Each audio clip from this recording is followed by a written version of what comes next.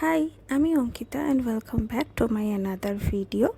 আজকে চলে গেছিলাম বিশাল মেগা মার্টে ঘরের কিছু বাসন, ঘর সাজানোর জিনিস কিনতে। দেখতে পাচ্ছ অরিন্দম যেটা হাতে নিয়ে যাচ্ছে, এই গাছটা কিনেছি, বাট ভিডিও করতে ভুলে গেছিলাম, তাই বিলিংয়ের সময় একটা জাস্ট ক্লিপস নিয়ে নিলাম। তারপর একটু বাগুইহাটির ওই মোড়টাতেই একটু হাঁটছিলাম, সুন্দর হাওয়া দিচ্ছিল।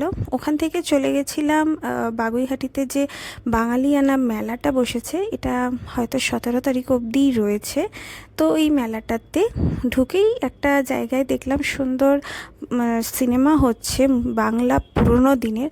তো আমার অ্যাম্বিয়েন্সটা খুবই ভালো লেগেছে। আজকালকার দিনে এত সুন্দর একটা অ্যাম্বিয়েন্সে সিনেমা খুব সুন্দর লেগেছে।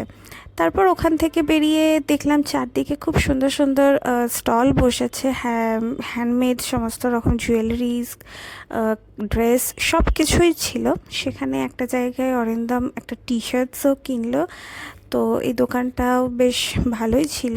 এই দোকানটা থেকে কিনলো, দোকানটার নাম সপ্তপদী।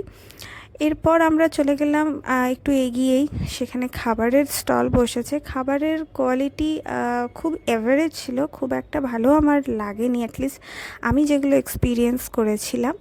ফার্স্টেই এই সপ্তপদী লেখা এই দোকানটা থেকে, স্টল থেকে আমরা ফিশ ফিঙ্গার অর্ডার করেছিলাম।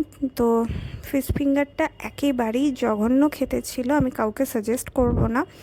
ব্রেডের পুর ছিল পুরো, আর ফিশ ছিল না বললেই চলে, আর খুব বাজে একটা স্মেল ছিল।